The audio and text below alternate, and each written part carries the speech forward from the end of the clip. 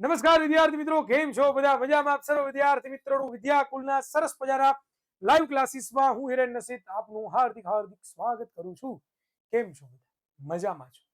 કેવું ચાલે છે ભણવાનું? એકદમ સરસ. મારો વોઇસ તમને આવે છે? મારું તમને મોઢું, મારું શરીર તમને દેખાય છે કે નહીં? યસ, તો એકવાર કોમેન્ટ બોક્સમાં હા કરી દો એટલે લેક્ચરની શરૂઆત કરી દઈએ. બરોબર? ઓકે, ચાલો, સરસ, વેરી વેરી ગુડ.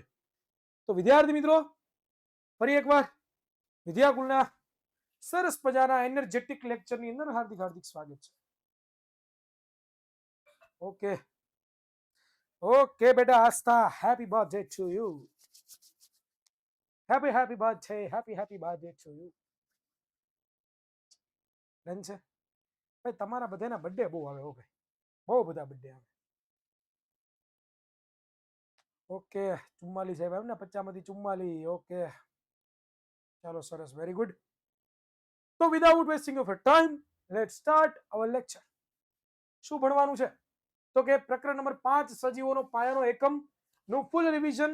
આજે લેક્ચર નંબર 2 છે, એટલે કે આજે આપણે પ્રકરણ નંબર 5 સજીવોનો પાયાનો એકમ એનું આપણે ચેપ્ટર નંબર આજ રહેશે, પરંતુ એનો સેકન્ડ પાર્ટ જેમાં આપણે આજના લેક્ચરમાં છે એ શરૂઆત ક્યાંથી કરવાના છીએ?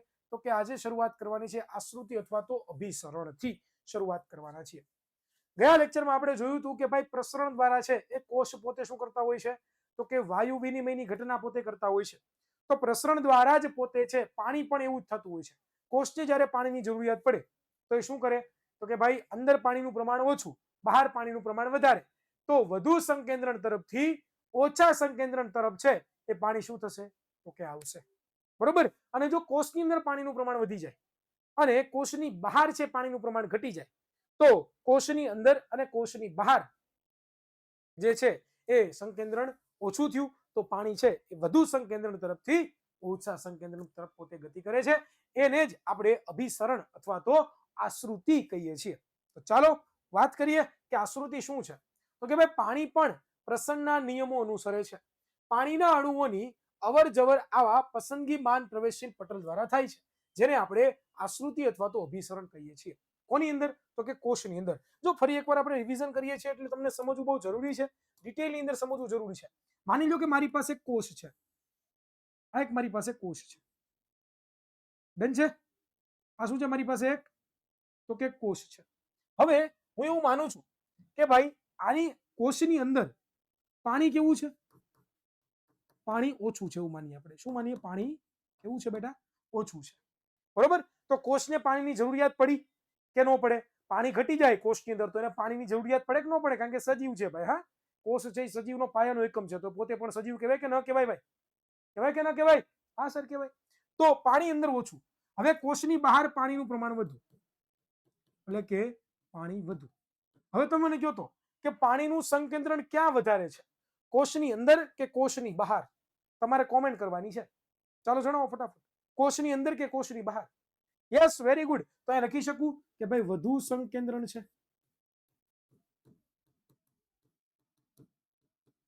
બરોબર? અને આની અંદર કેવું કહેવાય? કોષની અંદર કેવું કહેવાય સંકેન્દ્રણ?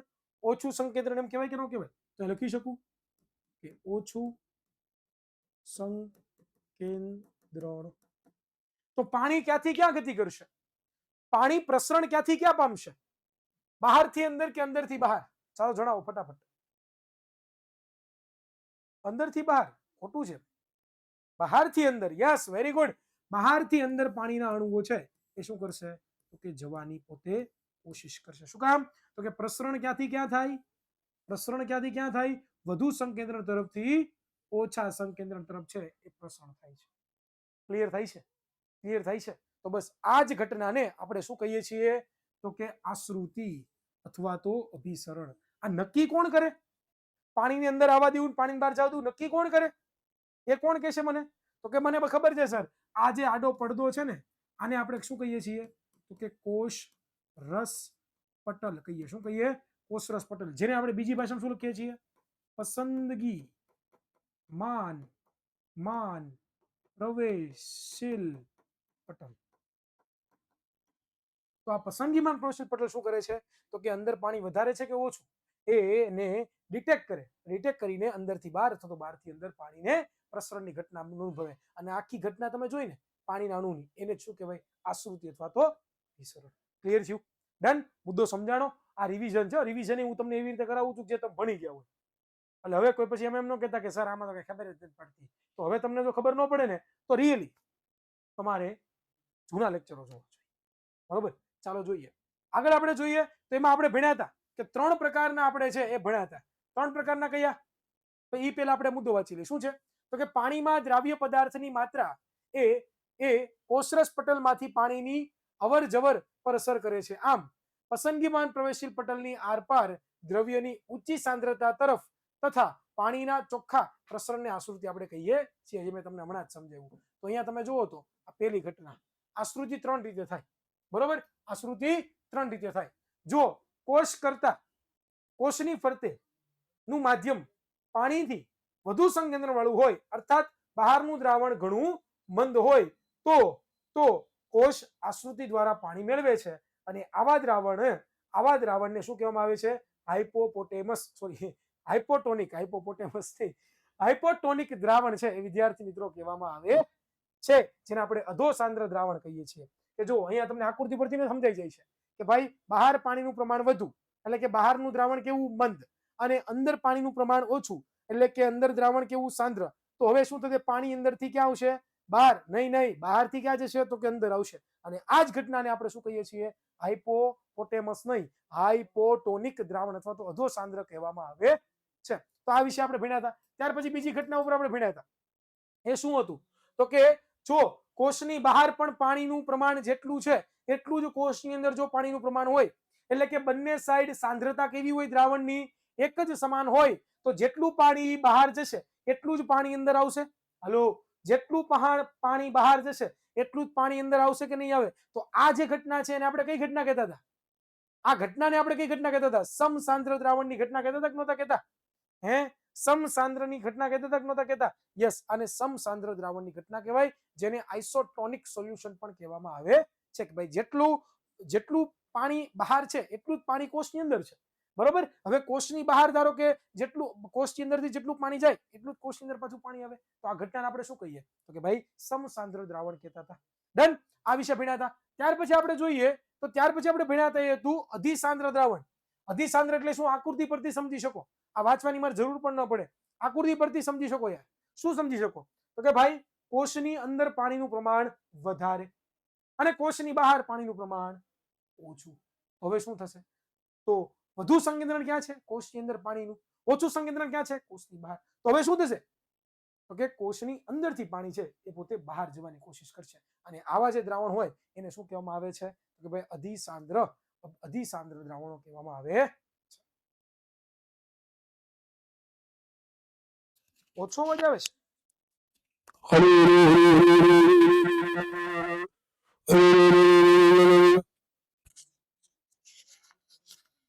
ધૂળ ઘરી ગયું ને માટે સાફ કરવી પડે.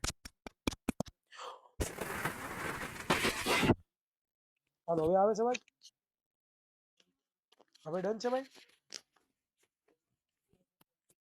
ક્યારેક ધૂળ ઘરી જાય છે આપણે કાઢવી પડે. સમજાણું તમને? ચાલો, તો નેક્સ્ટ ક્વેશ્ચન તરફ આગળ વધીએ વિદ્યાર્થી મિત્રો મારા વાલા. તો આવી રીતે અધોસાંદ્ર, સમસાંદ્ર અને અધિસાંદ્ર વિશે પણ આપણે ભણી ગયા. તો ત્યાર પછી આપણે જોવાનું છે, શું જોવાનું છે?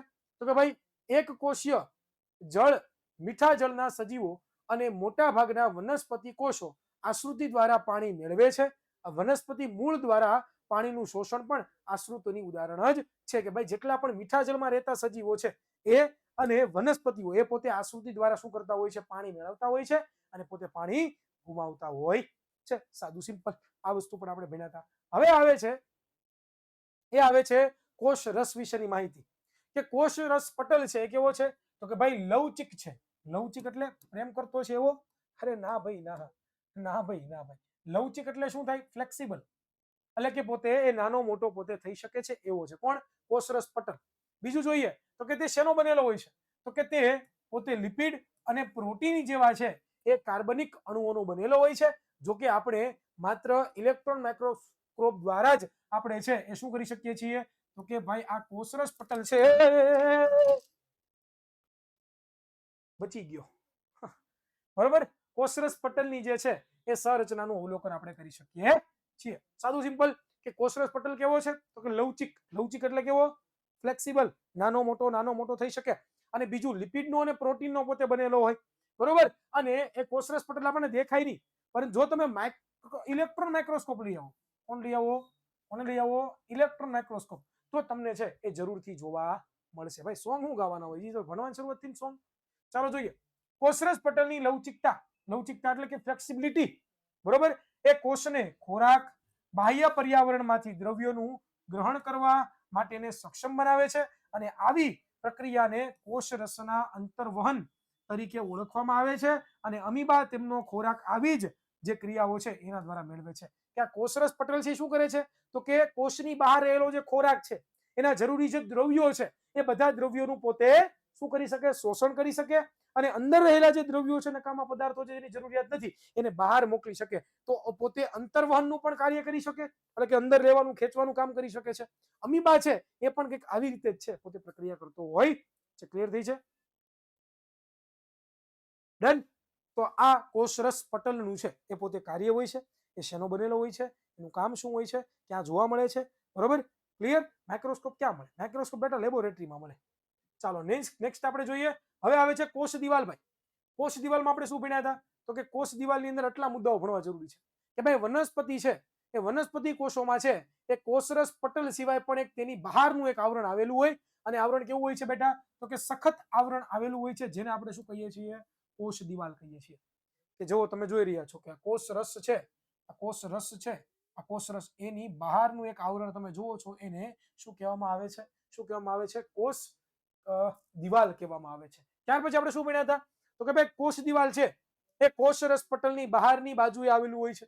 બરોબર. અને વનસ્પતિ કોષ દિવાલ માટે મોટે ભાગે છે એ શેનું બનેલું હોય છે તો કે સેલ્યુલોઝ થી બનેલું હોય છે. અને સેલ્યુલોઝ કેવો છે તો કે એક જટિલ પદાર્થ છે, જે વનસ્પતિઓને બંધારણીય મજબૂતી આપે. શું આપે? બંધારણીય મજબૂતી આપે. ભાઈ તો આ વસ્તુ પણ સમજવા જેવી છે. કોષ દિવાલ ક્યાં જોવા મળે? પેલા મગજમાં વિચારો. એમને સીધે સીધું ગોખાય નહીં. આ તો હું વાંચું છું એટલા માટે તમને ખબર પડે કે આપણે આવું ભણ્યા હતા એમ. હા, એટલે બાકી મારે વાંચવાની જરૂર નથી. એમને ફટાફટ જવા દઉં હાલે. પણ તમને એક એક ડિટેલમાં બધા મુદ્દાઓ સમજાય એટલા માટે પછી ઘણા બધા હું ટેન્શનમાં મુકાઈ ગઈ કે સર રિવિઝન કરાવી દીધું 45 મિનિટમાં, કાંઈ સમજાણું નહીં, આવું કયું ભીડો પણ ખબર જ નથી. આવું થાય. બરોબર. હા, આવું થાય. એટલા માટે હું નિરાતે સમજાવું છું. એટલે કોઈ એમ ન માનતા કે સાહેબની પાસે પુષ્કળ સમય છે, નવરા છે. સાહેબ નવરો નથી, તમારો સિલેબસ પૂરો કરવાનો. હા, તો શું યાદ રાખવાનું કે વનસ્પતિ કોષમાં સૌથી બહારનું આવરણ કયું હોય છે? કોષ દિવાલ હોય છે. બીજું, કોષ દિવાલ છે એ શેની બનેલી હોય તો કે સેલ્યુલોઝની બનેલી હોય. સેલ્યુલોઝ શું છે તો કે સેલ્યુલોઝ જટિલ પદાર્થ છે. અને સાથે સાથે એ વનસ્પતિને શું પૂરું પાડે છે તો કે બંધારણીય મજબૂતાઈ પોતે છે એ પૂરી પાડે છે. સાદું સિમ્પલ થઈ ગયું, કામ ફિનિશ. આગળ આપણે જોઈએ વિદ્યાર્થી મિત્રો, તો અહીંયા તમે જોઈ રહ્યા છો કે ઘણા બધા જો આ કોષ છે. બરોબર. એમાં તમે અંદરની દિવાલ તમે જોવો છો, એક કોષ રસપટલ છે, ઉપરનું જે સૌથી પડ જોવો છો એ શું છે તો કે કોષ દિવાલ. ડન. ક્લિયર? આગળ જોઈએ તો હવે આવે છે કોષ કેન્દ્ર. ભાઈ કોષ કેન્દ્ર વિશે જોવાનું છે. બરોબર. કોષ કેન્દ્ર, કોષની વચ્ચે આવેલો ભાગ હોય ને શું કહેવાય? કોષ કેન્દ્ર. બરોબર. હાથી સાપ સિમેન્ટ. આમાં ક્યાં હાથી સાપ સિમેન્ટ આવી? ભાઈ ચાલો, એ પહેલા તમારે સમજવાનું છે શેના વિશે તો કે ભાઈ અભિરંજક વિશે. આપણે ભણ્યા હતા અભિરંજક વિશે, જો તમને યાદ હોય તો. આપણે ભણ્યા હતા અભિરંજક વિશે, જો તમને યાદ હોય તો, કે ભાઈ વનસ્પતિ કોષ કે પ્રાણી કોષમાં રહેલા રચનાઓને એકબીજાથી અલગ અને સ્પષ્ટ જોવા માટે રંગીન રસાયણ પદાર્થોનો ઉપયોગ થાય છે, જેને આપણે શું કહીએ છીએ? અભિરંજકો કહીએ છીએ.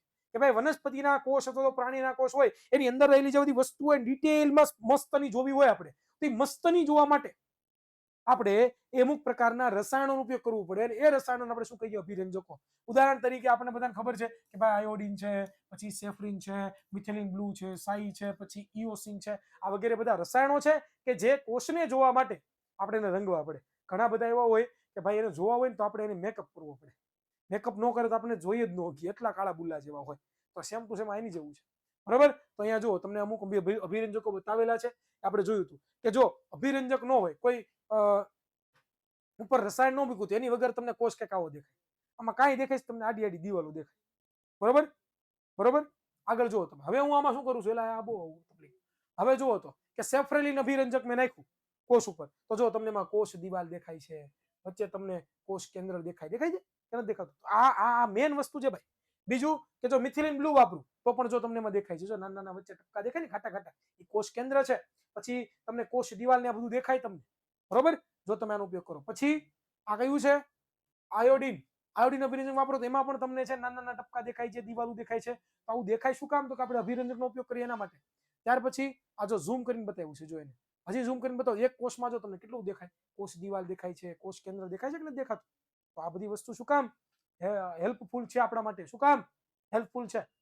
તો કે કોષને જોવા માટે. તો અભિરંજક વાળો ટોપિક આપણે જોઈ લીધો. હવે જોઈએ કે ભાઈ પ્રત્યેક કોષની ફરતે કોષ દિવાલ શું આવેલું હોય છે? કોષ દિવાલ આવેલી છે. અને કોષ દિવાલની અંદરની બાજુએ મધ્યની નજીકમાં બિંદુ ટપકા જેવી રચના જે તમને દેખાય છે એને આપણે શું કહીએ છીએ? કોષ કેન્દ્ર કહીએ. બરાબર, કે ટપકા જેવી જે રચના જોવા મળે એને શું કહેવાય? કોષ કેન્દ્ર કહેવામાં આવે. આગળ જોઈએ તો જો તમને ટપકા જેવી રચના દેખાય છે એને શું કહેવાય? કોષ કેન્દ્ર. ડન. આગળ જોઈએ તો કોષ કેન્દ્ર દ્વિસ્તરીય આવરણ ધરાવે. કેવું આવરણ ધરાવે બેટા? દ્વિસ્તરીય. દ્વિસ્તરીય એટલે કે એની બે આવરણ હોય. બે આવરણો એટલે શું કહેવાય? દ્વિસ્તરીય આવરણ. તેને કોષ કેન્દ્ર પટલ કહેવામાં આવે છે. આજે દ્વિસ્તરીય આવરણ દેખાય ને, સૌથી બહારનું આવરણ તમને દેખાય ને, એને શું કહેવાય? દ્વિસ્તરીય આવરણ કહેવામાં આવે છે. કોષ કેન્દ્ર પટલ છે કેવું હોય છે? તો કે છિદ્ર વાળું હોય છે, એટલે કે કાણા કાણા તમે જોવો છો. જો કોષ કેન્દ્ર પટલ છે, આ દ્વિસ્તરીય એટલે કે બે સ્તરો છે અને કાણા કાણા બહુ દેવા મળે છે, જેના દ્વારા વિવિધ દ્રાવ્યોને કોષ કેન્દ્રની અંદર અને બહાર લઈ જવા માટે છે એ કામ લાગે છે. કે ભાઈ કોઈ પણ દ્રવ્ય અંદર જવું હોય, કોઈ પણ દ્રવ્ય અંદર ને બહાર જવું હોય તો અંદર બહાર જવા માટે આ કાણાઓ કામ લાગે, હોલ્સ, કે જેમાંથી આરપાર જઈ શકે. ડન. આગળ જોઈએ તો આ પરિવહન કોષ રસ તરફ થાય છે, બરોબર. અને કોષ કેન્દ્ર રંગસૂત્રો ધરાવે છે. જ્યારે કોષ વિભાજન પામે છે ત્યારે જ માત્ર તેઓ સળિયા જેવા આકારની સંરચના ધરાવતા હોય છે. કે ભાઈ કોષ કેન્દ્ર શું ધરાવતા હોય? રંગસૂત્રો ધરાવતા હોય. અને પોતે છે એ જ્યારે વિભાજન પામે એટલે કોષનું જ્યારે કટકા થાય તો કટકા થાય તો શું થાય? તો કે એ છે એ સળિયા જેવી રચના, જો આવી સળિયા જેવી રચના જોવા મળે એને શું કહેવાય? તો કે આને જ રંગસૂત્રો કહેવાય. તો કોષ કેન્દ્ર શું ધરાવતા હોય? રંગ સૂત્રો ધરાવતા હોય. ક્લિયર? ડન. સમજાણું અહીંયા સુધી?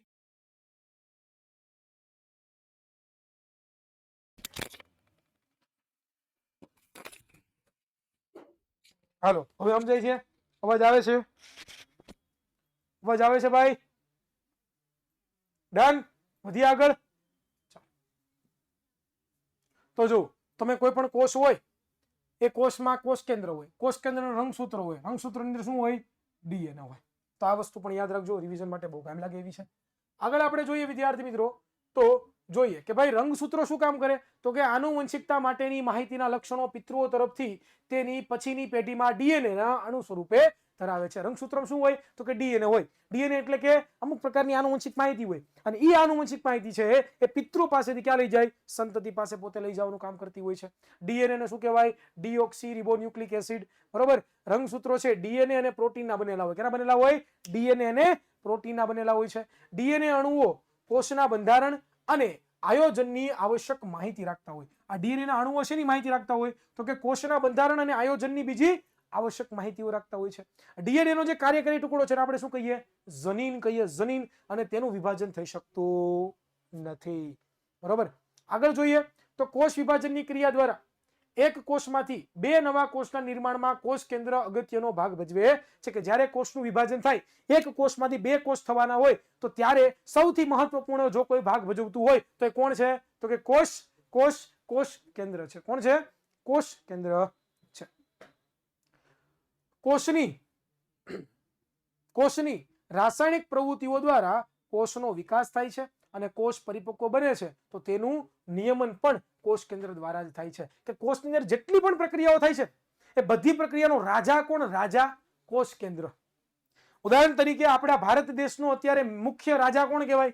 નરેન્દ્ર સાહેબ મોદી આપણા, બરોબર. નરેન્દ્ર સાહેબ મોદી ઈ જે કે ઈ જેમ કેમ એમ આપણે કરીએ બધા. એમ કે મિત્રો આજે રાત્રે 12 વાગ્યા પછી ₹1 સિક્કા બંધ કરી દેવામાં આવશે, જેની જગ્યાએ હું ₹1 નોટો બારી પાડીશ, જે તમારે બદલાવાની રહેશે.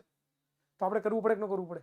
તો એવી જ રીતે જેમ આખા ભારત દેશનું વહીવટી તંત્ર, આખા ભારત દેશનો બોસ, આખા ભારત દેશનો રાજા કોને કહેવાય? મોદી સાહેબને કહેવાય ને. તો એવી જ રીતે કોઈ પણ કોષ હોય એમાં જેટલી પણ પ્રવૃત્તિ થતી હોય, કોષનો વિકાસ કરવાનો હોય, કોષને નિયમન કરવાનું કાર્ય કરવાનું બધું કોણ કરે? આ કોષ કેન્દ્ર. ડન? ક્લિયર છે? કોષ કેન્દ્રની ફરતે કોષ કેન્દ્ર પટલ આવેલું હોય છે, બરોબર. જે સજીવો કોષમાં કોષ કેન્દ્ર પટલ ધરાવતા હોય તેને આપણે સુકોષ કેન્દ્રીય કહીએ છીએ, અને જે સજીવોના કોષ કેન્દ્રમાં કોષ કેન્દ્ર પટલનો અભાવ હોય તેને આપણે આદિકોષ કેન્દ્રીય કહીએ છીએ. જો આ બે વ્યાખ્યાઓ નવી આવી, આ પણ આપણે ભણ્યા હતા. તમને જો યાદ હોય તો બે વ્યાખ્યા, એક તો આ સુકોષ કેન્દ્રીય અને આદિકોષ કેન્દ્રીય. આની ટૂંકનોંધ પણ આવશે. સુકોષ કેન્દ્રીય કોને કહેવાય? તો આપણે ભણ્યા હતા કે ભાઈ જે કોષ હોય એનું કોષ કેન્દ્ર હોય એની ફરતે છે એ કોષ કેન્દ્ર પટલ આવેલું હોય તો એને આપણે શું કહીએ? સુકોષ કેન્દ્રીય. અને આદિકોષ કેન્દ્રીય કોને કહીએ? કોને કહે આદિકોષ કેન્દ્રીય? એવું કોષ કેન્દ્ર એવું કોષ કે જેના કોષ કેન્દ્રની ફરતે કોષ કેન્દ્ર પટલ નથી આવેલું, બરોબર, એને આપણે કહીએ. આગળ જોઈએ વિદ્યાર્થી મિત્રો, મારા વાલા વિદ્યાર્થી મિત્રો, બરોબર, જેને આપણે પ્રોકેરિયોટિક કહેતા હતા, પ્રોકેરિયોટિક, બરોબર. આદિકોષ કેન્દ્રીય. આદિકોષ કેન્દ્રીયમાં બીજું શું હોય? કોષીય અંગિકાઓ છે. કોષીય અંગિકાઓનો પણ શું હોય? અભાવ હોય છે, બરોબર. સુકોષ કેન્દ્રીય હોય એમાં કોષીય અંગિકાઓને બધું આવેલું. જો મેં તો ઉદાહરણો આપ્યા તમને લોકોને. જો આ એક આદિકોષ કેન્દ્રીય કોષ છે, બરોબર. એમાં જુઓ તમે, આ એક પ્રકારનો વાયરસ છે, બરોબર. તો જો અહીંયા તમે જોવો છો વચ્ચે તમે જે જોવો છો શું છે? તો કે જેની ફરતે આ એક પ્રકારનું કોષ કેન્દ્ર છે. કોનું કોષ કેન્દ્ર છે? તો કે આ બેક્ટેરિયા, વાયરસ, વોટેવર, જે મને ખબર નથી, આ એનું જ છે. પણ એની ફરતે કોષ કેન્દ્ર નથી આવેલું. તમે જુઓ અહીંયા, એને આપણે શું નામ આપ્યું? કોષ કેન્દ્ર નામ નથી આપ્યું. આપણે શું નામ આપ્યું? ન્યુક્લિયોઇડ્સ. શું કીધું એને આપણે? ન્યુક્લિયોઇડ્સ. શું કીધું આપણે એને? ન્યુક્લિયોઇડ્સ કીધું, બરોબર. ક્લિયર થાય છે? બાકી એમાં કોષ દિવાલ છે, કોષ રસ પટલ છે, આ ઉપર જે છિદ્રો તમને દેખાય છે એને પીલી કહેવાય. પછી આ કક્ષા કે પૂંછડી છે ગતિ કરવા માટે, રિબોસોમ, બધું છે. પણ કોષ કેન્દ્ર છે એ કોષ કેન્દ્રની ફરતે આવરણ નથી આવેલું, અને આવરણ નથી આવેલું એટલા માટે જ આપણે શું કહીએ છીએ? આદિકોષ કેન્દ્રીય કોષ કહેતા હોઈએ છીએ, બરોબર. ડન છે? ક્લિયર છે? આગળ જોઈએ, બરોબર. જો અહીંયા તમને મસ્ત ઉદાહરણ આપ્યું છે કે જો આદિકોષ કેન્દ્રીય કોષ છે, પણ આ જો આ બધા વનસ્પતિ કોષ અને પ્રાણી કોષ, સોરી પ્રાણી કોષ અને વનસ્પતિ કોષ, એમાં તમે જોવો છો,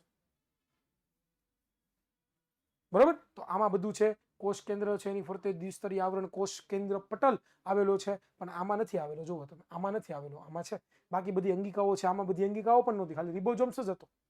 તો આ બધી વસ્તુ છે એ જોવા મળે છે તમને, બરોબર. આગળ આપણે ચર્ચા કરીએ તો કોષ રસ વિશે ચર્ચા કરવાની છે. કેના વિશે ચર્ચા કરવાની છે? કોષ રસ વિશે. તો જોઈએ, કોષ રસ પટલ દ્વારા પ્રત્યેક કોષ મોટા પ્રદેશને આવરિત કરે છે, અને આ પ્રદેશ ખૂબ જ આછું અભિરંજક ધરાવે છે, જેને આપણે શું કહીએ છીએ? તો કે ભાઈ કોષ રસ કહીએ છીએ. કોષ રસ પટલ અને કોષ કેન્દ્રની વચ્ચે આવેલા માધ્યમને આપણે શું કહેવામાં આવે છે?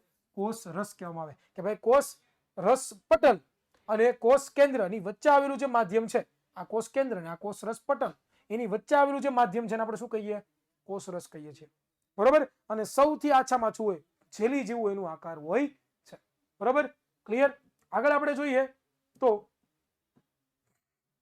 આ બધા મુદ્દાઓ. બીજું શું જોઈએ તો આપણે તો કોષ રસ છે વિશિષ્ટ પ્રકારની અંગિકાઓ ધરાવે છે, જેને આપણે કોષીય અંગિકાઓ કહીએ છીએ. આ કોષીય અંગિકાઓ છે એ પટલો દ્વારા આવરિત હોય છે, જે કોષ માટે વિશિષ્ટ કાર્ય કરે છે. સુકોષ કેન્દ્રીય કોષમાં કોષ કેન્દ્ર અને કોષીય અંગિકાઓ જોવા મળે છે, જ્યારે આદિકોષ કેન્દ્રીય કોષમાં કોષ પટલ, કોષ રસ પટલ અને કોષીય અંગિકાઓનો અભાવ હોય છે. જો વાયરસનું કીધું કે વાયરસ એક પણ પ્રકારના પટલ ધરાવતા નથી, તેથી જીવંત લાક્ષણિકતા ધરાવતા નથી. જ્યાં સુધી અન્ય સજીવમાં જીવંત શરીરમાં દાખલ ન થાય ત્યાં સુધી જીવંતતા દર્શાવતા નથી, બરાબર. ક્લિયર છે? તો આ વસ્તુ તમે જે ભણી ગયા હતા, જેના વિશે પણ મેં થોડી ઘણી ડિસ્કશન તમને કરી દીધું છે, એમાં હું ડિટેલમાં પડતો નથી. આગળ જોઈએ તો વાયરસ વાળી આપણે વાત કરી ગયા, એટલે કે હું જોવાનો નથી. આ વાયરસ છે બધા, બરોબર, એના વિશે તમે આપણે વાત કરી ગયા હતા. હવે આવે છે આદિકોષ કેન્દ્રીય અને સુકોષ કેન્દ્રીય છે એનો તફાવત, બરોબર. તો આદિકોષ કેન્દ્રીયમાં શું હોય તો કે ભાઈ કોષ કેન્દ્રની ગેરહાજરી હોય. આપણે ભણ્યા હતા કોષીય કોષ કેન્દ્ર પટલની ગેરહાજરી હોય છે, બરોબર. કોષીય પ્રદેશ ઓછો હોય છે. એનું કદ કેટલું હોય છે? 1 થી લઈને 10 માઇક્રોમીટર જેટલું હોય છે, જેને આપણે આદિકોષ કેન્દ્રીય કહીએ છીએ. આમાં કોષ અવિકસિત કોષ કેન્દ્ર પ્રદેશમાં માત્ર ન્યુક્લિક એસિડ હોય છે, એટલા માટે એને આપણે ન્યુક્લિયોઇડ કહીએ છીએ. બીજું આપણે શું ભણ્યા હતા તો કે કોષ કેન્દ્ર અને કોષરસ પટલની અભાવ હોય છે, એ બેક્ટેરિયાના કોષો, બરોબર, બેક્ટેરિયાના કોષો. પણ અહીંયા તમે જુઓ તો એક્ઝેક્ટ એની વિરુદ્ધ છે. અહીંયા જે છે એની એક્ઝેક્ટ વિરુદ્ધ છે, જે તમે જાતે વાંચશો એટલે તમને આવડશે. આગળ જોઈએ વિદ્યાર્થી મિત્રો, તો આગળ આપણે કોન્સેપ્ટ ક્લિયર કરીએ. તો હવે કોષીય અંગિકાઓ વિશે ચર્ચા કરવાની છે. તો કોષીય અંગિકાઓ કોને કહેવાય? તો કે ભાઈ બહુકોષીય સજીવો જટિલ સંરચના અને કાર્ય ધરાવે છે, બરોબર, અને તથા વિવિધ રાસાયણિક પ્રવૃત્તિઓ દર્શાવે છે. અને આ પ્રવૃત્તિઓને એકબીજાથી અલગ કરવા માટે કોષો પટલથી આવૃત નાની નાની રચના ધરાવે છે, જેને આપણે શું કહીએ છીએ? કોષીય અંગિકાઓ કહીએ છીએ.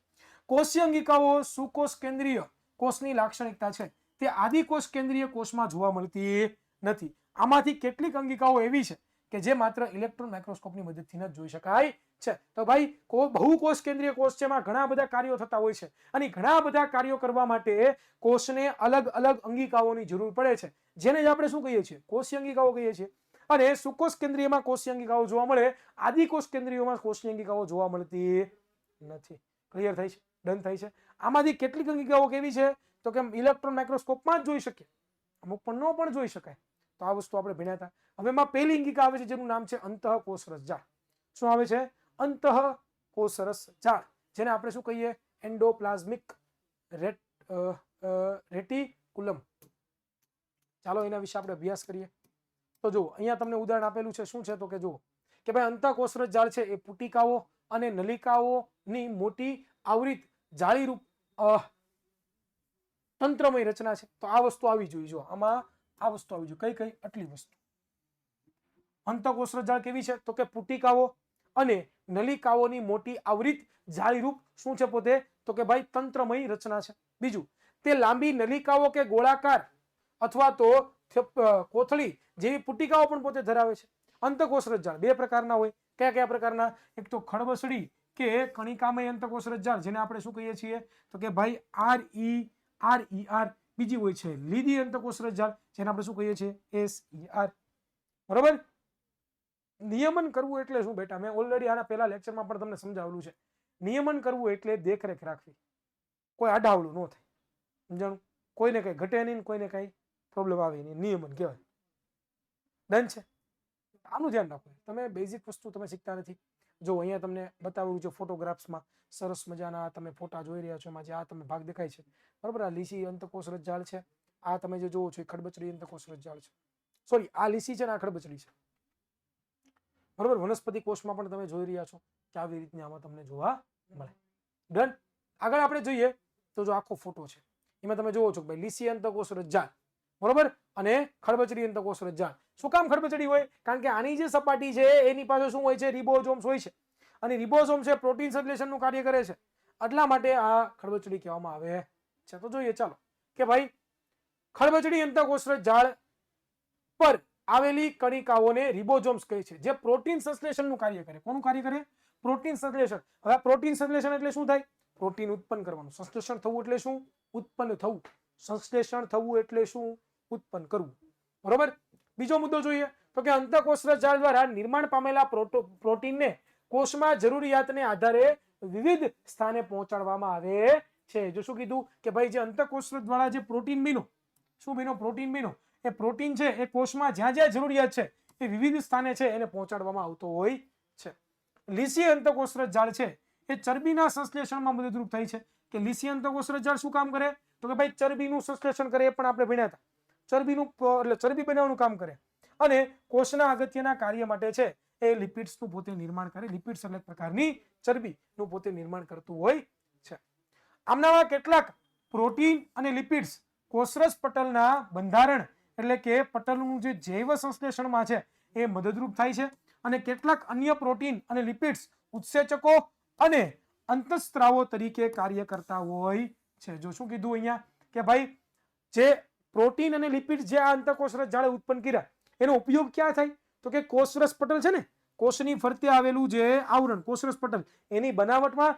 એની સાથે સાથે બીજે ક્યાં થાય? તો કે અમુક ઉત્સેચકો બનાવવા. શું બનાવવા? અમુક ઉત્સેચકો બનાવવા. અને એની સાથે સાથે અમુક પ્રકારના અંતઃસ્ત્રાવો બનાવવા માટે આનો ઉપયોગ થતો હોય છે. ક્લિયર?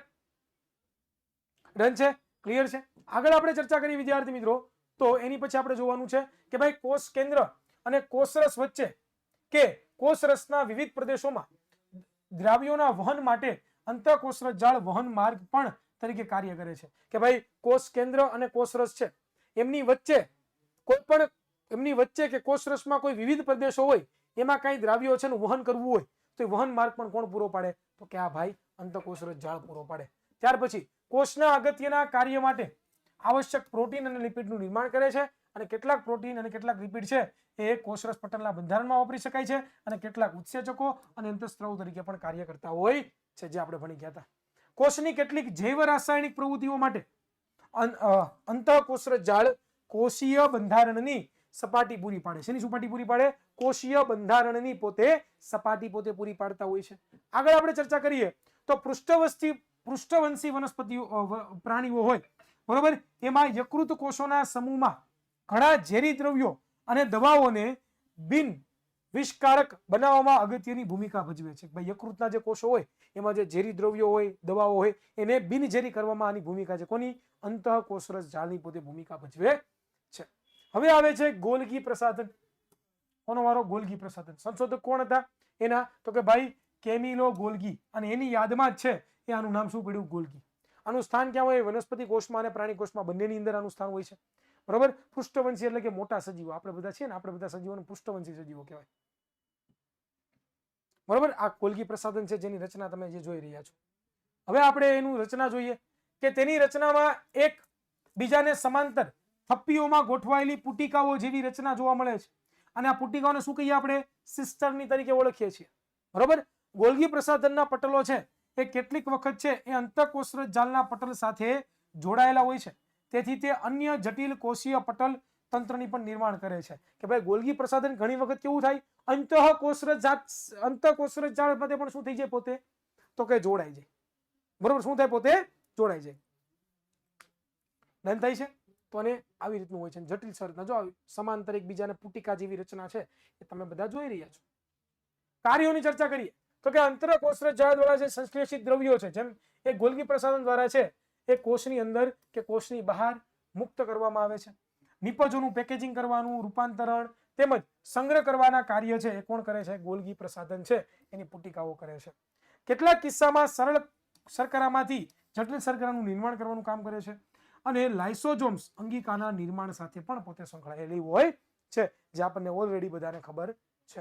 એટલે હું આમાં ડિટેલમાં જતો નથી. સર આને અંદર પણ કંઈક હશે ને? અંદર કાંઈ ન હોય બેટા. ચાલો હવે આવે છે લાઇસોઝોમ્સ. ત્રીજી અંગિકા. ઉત્પત્તિ. ગોલ્ગી પ્રસાધનમાંથી પુટિકાઓ રૂપે છે લાઇસોઝોમ્સ છે ઉત્પન્ન થતો હોય. ઉત્પન્ન ક્યાંથી થાય? લાઇસોઝોમમાંથી ઉત્પન્ન થાય. નિપજ એટલે જે આપણને મળે ને નિપજ કહેવાય. સંરચના શું છે? તો કે ભાઈ પાચક ઉત્સેચકો ધરાવતી આવૃત પટલીય કોથળીઓ જેવી રચના હોય છે. લાઇસોઝોમ્સ કોથળીના ઉત્સેચકો કણિકામય અંતઃકોષરસ જાળ દ્વારા નિર્માણ પામતા હોય છે. બરાબર. આ વસ્તુ આપણે ભણ્યા હતા. જો તમે જોઈ રહ્યા છો અહીંયા તમે લાઇસોઝોમ્સ તમને દેખાઈ રહ્યો છે જાડો પાડો પદેડા જેવો. બરાબર. જો આવી રીતના. મહત્વ શું છે? તો કે મહત્વ છે આનું કે ભાઈ લાઇસોઝોમ્સ છે, લાઇસોઝોમ્સ એ પોતે શું કરે છે? તો કે ભાઈ કોષાંતરીય પાચન માટે અગત્ય ધરાવે છે. એટલે કે બધા કાર્બનિક દ્રવ્યોને તોડવા, પાચન કરવાની ક્ષમતા ધરાવતા સક્રિય પાચક ઉત્સેચકો ધરાવે છે. તે કોઈ પણ વિદેશી દ્રવ્યો એટલે કે બહારથી કોષમાં આવેલા બેક્ટેરિયાઓ કે ખોરાક તેમજ તૂટેલી કે નાશ પામેલી કોઈ પણ જૂની કોષીય અંગિકાઓ હોય એને વિઘટન કરી અને એને સ્વચ્છ રાખવામાં પોતે શું કરતી હોય છે? એને મદદ છે એ પોતે કરતી હોય છે. બરોબર. ઓકે ડન છે. તો આ વસ્તુ છે. હાનિકારક છે ભાઈ કે ભાઈ કોષીય ચયાપચય દરમિયાન શું કરે છે? તો કે ભાઈ વિક્ષેપ સર્જાતા કે કોષ જ્યારે કાર્ય કરતો હોય એ દરમિયાન કે વિક્ષેપ સર્જાય તો લાઇસોઝોમ પોતાના જ કોષનું પોતે પાચન કરી નાખે છે. ઉદાહરણ તરીકે કોઈ કોષ હોય એને ઈજા બને તો શું કરે? તો લાઇસોઝોમ અંગિકા તૂટી જાય અને તોડીને પાચક ઉત્સેચકો રૂબિસ કરીને આખી કોષને મારી નાખે. એટલે લાઇસોઝોમ શું કહેવામાં આવે છે? આત્મઘાતી કોથળી. શું કહેવાય એને? આત્મઘાતી કોથળી છે કહેવામાં આવે છે. હવે પાવર હાઉસ. પાવર હાઉસ જેને આપણે શું કહીએ છીએ? કણાભ સૂત્ર. તો કણાભ સૂત્ર શું કામ કરે? ચાલો ઉપર છેલ્લી વાત કરી, વાંચીશ નહીં હવે. કણાભ સૂત્ર શું કામ કરે? ચાલો જણાવો તમે મને કોમેન્ટમાં જણાવો. ચાલો ફટાફટ કણાભ સૂત્ર ક્યાં કામ કરતા है भाई? વાહ વેરી ગુડ. आता है भाई. પોતે એટીપી સ્વરૂપે ઉર્જા મુક્ત કરે. એટલે કે કણાપ સૂત્ર છે ને આપણે શક્તિઘર તરીકે ઓળખીએ છીએ. કણાપ સૂત્રમાં બે આવરણો આવેલા હોય છે. બાહ્ય આવરણ હોય છે તો કે છિદ્ર વાળું હોય છે, બરોબર. જ્યારે અંતઃઆવરણ કેવું હોય છે તો કે ઊંડા પ્રવર્ધો ધરાવતું. ઊંડા પ્રવર્ધો એટલે કે જો બાહ્ય આવરણ તમને દેખાય ને, બાહ્ય આવરણ છે, અને અંદર તમે જ્યાં જુઓ છો ને એને ઊંડા પ્રવર્ધો કહેવાય, બરોબર. અને પોતે એટીપી સ્વરૂપે ઉર્જા છે પોતે મુક્ત કરતું હોય છે, જેનાથી આપણું આખો કોષ છે પોતે શું કરી શકે તો કે કાર્ય કરી શકે. તો આના વિશે તમને ખબર જ છે. હવે આવે છે રંજક કણો. શું આવે છે? રંજક કણો. તો રંજક કણો કોનો? રંજક કણો શું છે તો કે રંજક કણો બે પ્રકારના હોય છે ભાઈ, વનસ્પતિ કોષમાં જ જોવા મળે. એક તો હોય છે જેને કહેવામાં આવે છે રંગ કણો, અને બીજું હોય છે ને કહેવામાં આવે છે શ્વેત કણો, જે રંગહીન કણો હોય છે. તો આના કાર્યો શું છે જોઈએ ચાલો. રંજક કણો ક્લોરોફિલ રંજક દ્રવ્ય ધરાવે તો તે હરિત કણો છે એ તરીકે ઓળખાય છે. રંજક કણો જો આ ક્લોરોફિલ દ્રવ્ય ધરાવતા હોય, શું ધરાવતા હોય? ક્લોરોફિલ દ્રવ્ય ધરાવતા, તેને આપણે શું કહીએ? હરિત કણ કહીએ છીએ. વનસ્પતિઓમાં હરિત કણો પ્રકાશ સંશ્લેષણ માટે ઘણા જવાબદાર છે. કે વનસ્પતિ અંદર હરિત કણો શેના માટે વપરાય? પ્રકાશ સંશ્લેષણની ઘટના માટે છે, ખાસ કરીને વપરાતા પદાર્થોમાં વપરાય છે. હરિત કણો છે એ ક્લોરોફિલ સિવાય ધરાવતા પીળા કે નારંગી રંજક દ્રવ્યો પણ ધરાવે છે. રંગહીન કણો છે પ્રાથમિક કક્ષાની અંગિકાઓ છે કે જેમાં સ્ટાર્ચ, ચરબી અને પ્રોટીન કણિકાઓનો સંગ્રહ થતો હોય છે. કે ભાઈ રંગવાળા જે કણો છે એ શું કરે તો કે હરિત કણો ધરાવે, જે પોતે શું કામ કરે? પ્રકાશ સંશ્લેષણનું કામ કરે. એ આપણને બધાને ખબર છે. અને આ જે રંગહીન કણો છે એ પોતે શું કામ કરે તો કે આને જે ઉત્પન્ન કરેલું જે સ્ટાર્ચ છે, ચરબી છે, પ્રોટીન છે ને એનું પોતે પાચન કરવાનું કાર્ય કરતું હોય છે. આગળ જોઈએ. હરિત કણના આંતરિક આયોજનમાં ઘણા બધા પટનીય સ્તરો દ્રાવણમાં લટકતા આવેલા હોય છે, જે દ્રાવણને સ્ટ્રોમા અથવા તો આધાર કહેવામાં આવે છે, બરોબર. ત્યાર પછી તેમની બાહ્ય સંરચના કણાપસૂત્રને મળતી આવે છે. કણાપસૂત્રની જેમ રંજક કણો પણ પોતાનું ડીએનએ અને રિબોઝોમ્સ ધરાવે છે. આ શબ્દ આવવો જોઈએ કે પોતે પોતાનું ડીએનએ અને પોતે પોતાનું રિબોઝોમ્સ પોતે શું કરતા હોય છે? ધરાવતા હોય છે. 6 પહેલા નહીં પતે, 6 વાગે પતશે. કેમ લેક્ચર છે? તમે યાર મને હલવાડી છો. હું ટ્રાય કરું. હાલ હવે રસધાની વિધિ છે. આ રસધાની, બરોબર. તો રસધાની શું છે તો કે ભાઈ રસધાનીઓ છે ઘન અને પ્રવાહી પદાર્થોનો સંગ્રહ કરતી કોથળી છે, બરોબર. અને રસધાનીઓ પ્રાણીઓમાં કેવી હોય છે? નાની હોય છે. જ્યારે વનસ્પતિ પેશીઓમાં ઘણી મોટી હોય છે. શું કામ તો કે કારણ કે વનસ્પતિ કોષમાં છે એ શું છે? ઘણા બધા દ્રવ્યો આવેલા હોય, અને ઘણા બધા દ્રવ્યોનો સંગ્રહ કરવા માટે વનસ્પતિમાં કેવી જોઈએ? મોટી રસધાની જોઈએ ભાઈ. એટલે કે 50 થી 90% જેટલો ભાગ રસધાની રોકે. કોની? વનસ્પતિની. આપણામાં એટલી મોટી હોતી નથી, બરોબર. આ બધા મુદ્દાઓ છે, તમે જાતે વાંચજો, તમને આવડી જશે. અને છેલ્લું છે કોષ વિભાજન. તો કોષ વિભાજન શું છે ભાઈ? કોષ છે એ શું થાય તો કે વૃદ્ધિ પામતા જૂના કે મૃત કે સડી ગયેલા જે ઈજાગ્રસ્ત કોષો હોય તેની સ્થાને કોણ આવે? નવા કોષોનું નિર્માણ થાય. તો પ્રજનન માટે આવશ્યક જન્યુ કોષો એટલે કે જનન કોષોના નિર્માણ માટે સજીવોમાં નવા કોષોનું નિર્માણ થાય છે. જે ક્રિયા દ્વારા નવા કોષોનું નિર્માણ થાય છે તેને કોષ વિભાજન કહેવામાં આવે છે. અને કોષ વિભાજન મુખ્યત્વે બે પ્રકારનું હોય, સમભાજન અને અર્ધિભાજન.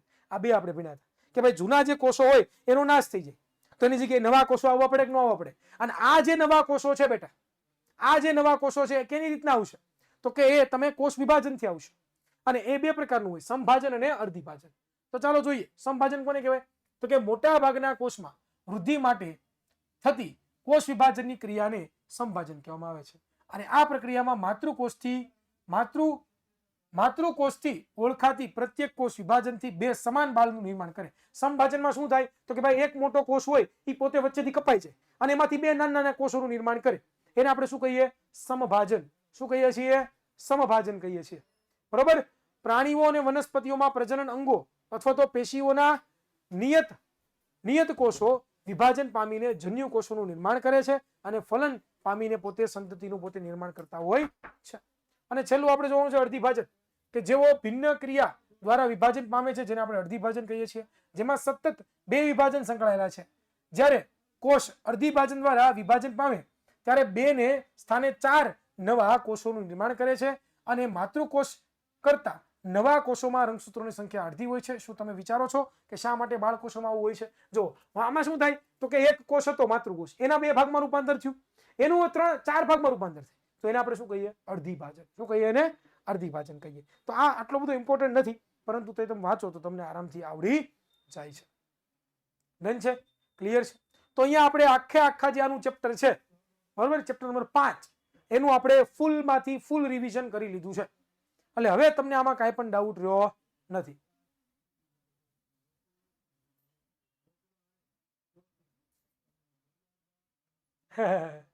ચાલો, ક્લિયર છે, ડન છે. ચાલો, કોઈને કઈ પ્રશ્ન હોય તો પૂછી લો, બાકી આપણે વિદાય લઈએ.